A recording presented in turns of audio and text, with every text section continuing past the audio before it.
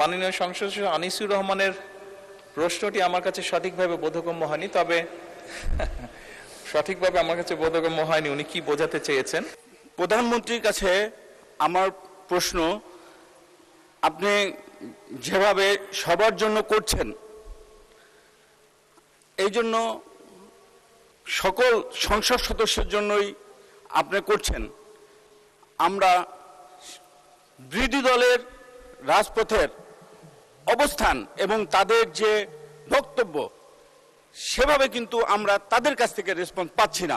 এজন্য আমরা আপনার নির্দেশে আমাদের হুইপ আছে, ব্যক্তিগতভাবে তাদের সাথে কোনো আলোচনা করা যায় কিনা, তারা যেন রাজপথে যে বাজে বক্তব্যগুলো দিচ্ছে সেটা বন্ধ করা যায় কিনা, সেই ব্যাপারে একটা পদক্ষেপ নেবেন। ধন্যবাদ মাননীয় স্পিকার আপনাকে।